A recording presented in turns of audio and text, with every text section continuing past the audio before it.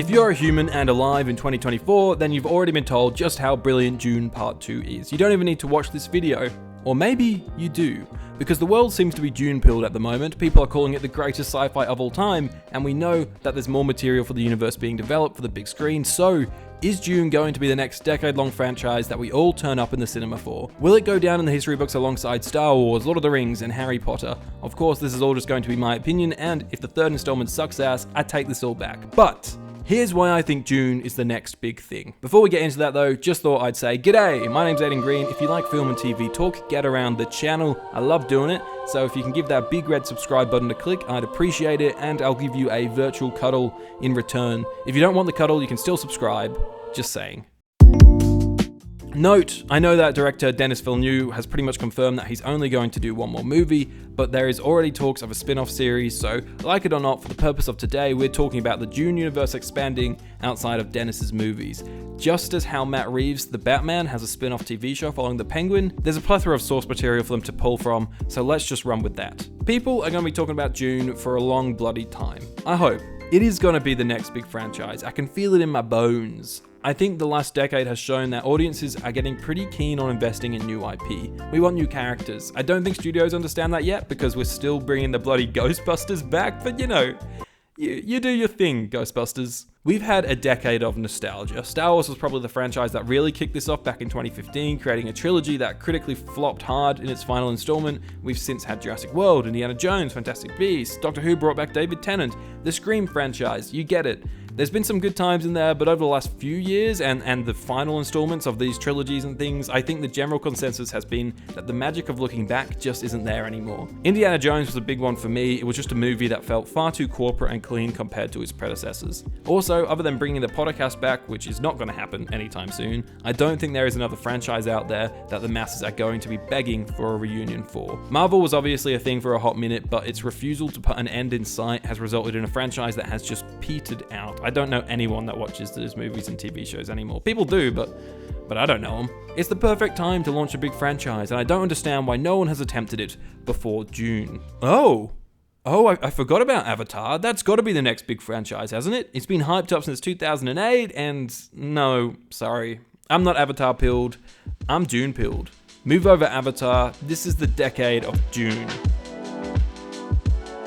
I want to get this out of the way early because I don't want to just sit here and shit talk Avatar for 10 minutes. I don't care for the Avatar franchise, I don't hate the movies, both of them are just fine. They're a little too Transformers in their action for me, and I'm not trying to make fun of people who like that franchise. The conflict is just so American military and testosterone driven at times, with a sprinkle of family. I can appreciate that people like these movies. It's actually crazy to see so many people love it and others not like it. Usually it's critics like it, audiences hate it, or vice versa, but some critics love it, some don't. Some audiences love it, some don't. And that's okay.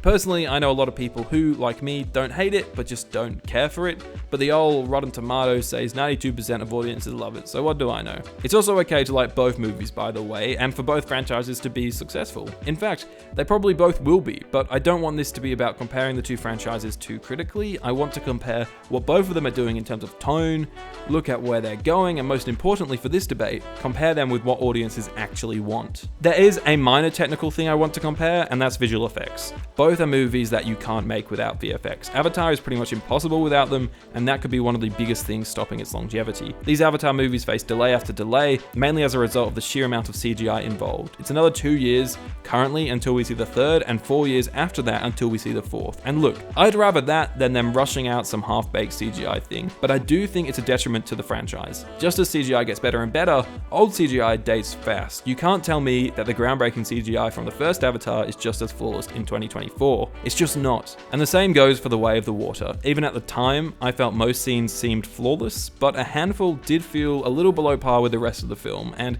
as the years go by and we wait more and more for the next films, the CGI is only gonna seem more and more dated. Meanwhile, Dune is a film that, while some studios would just throw Timmy in the volume, director Denis Villeneuve has been given the license to head to otherworldly locations to bring his sci-fi world to life. Of course, it does have some hefty CGI sequences, but no characters are fully CGI. That's one thing that I think ages worse in film, and I think that is a massive plus for Dune. The previous film still holds up by the time its predecessor drops, not to mention that having less CGI usually means that they can pump these bad boys out a little faster, maybe every 2 to 3 years, as opposed to Avatars.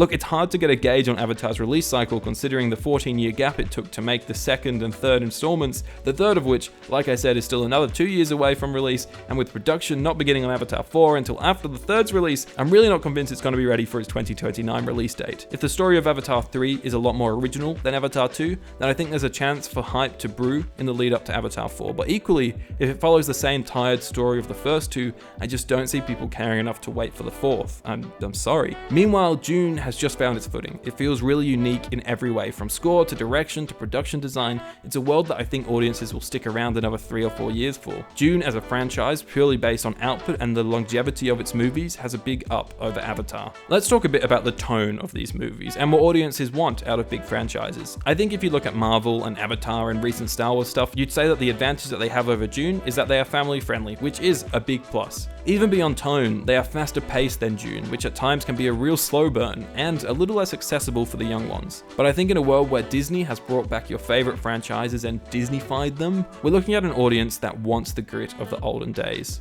I want to draw an analogy to Lord of the Rings here, a franchise that I only got into as an adult, but I have many friends who were invested in these movies as kids. I think this trilogy has a tone slightly lighter, but not too far from Dune. Okay, Dune definitely has some more violent moments, but when you're a kid, yeah, you love Marvel and you love your Star Wars, but there's a certain excitement when it comes to getting invested in a franchise targeted at an audience slightly older than you that takes themselves a little more seriously. I'm not talking about watching Paranormal Activity and the Blair Witch Project, I'm referring to being invested in a world like Lord of the Rings, a world filled with complex lore and movies that are often filled with very political dialogue. The movies treat you as an adult, and there's nothing more that kids want than feeling like an adult. I genuinely believe that there's a large chunk of youth that would get invested in Dune, just as we did in Lord of the Rings. The movies feel a little more mature, and with the dialogue in Dune Part 2 being a little less dry, I think this franchise really is more accessible for a younger audience than it seems.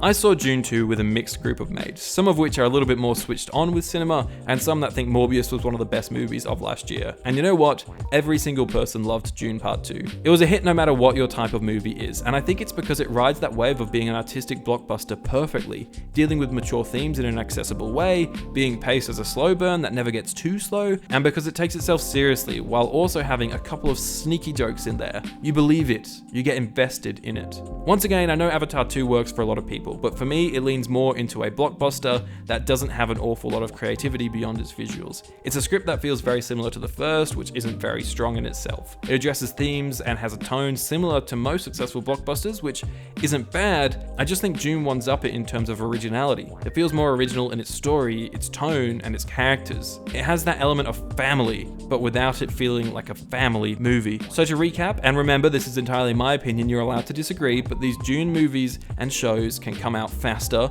they'll probably hold up more visually, they're more original, and tonally, in a world full of Disneyfied storytelling, I think this is what audiences are actually looking for. Financially, Dune Part 2 is not going to be one of the highest grossing movies of all time, and obviously Avatar 2 is, but it's the longevity of the franchise that matters. We've had the Avatar reunion movie, the movie that brought us back to our childhood, the movie we loved in 2008. I would be surprised if the sequels earn anything near the first two. Genuinely, I believe there's a change coming in what audiences want. We want blockbusters that feel different. A lot of Disney properties flopped last year, which sucks for cinemas, but that's the only way for studios to learn, and hopefully Dune will pave the way for that. A successful blockbuster where the director was allowed full creative control tonally, where they were allowed to make the movie that they wanted to make. These films only come in once in a blue moon, so let's enjoy it while we can. But also, and I don't think they will, but maybe we try not to juice the franchise to death. Please?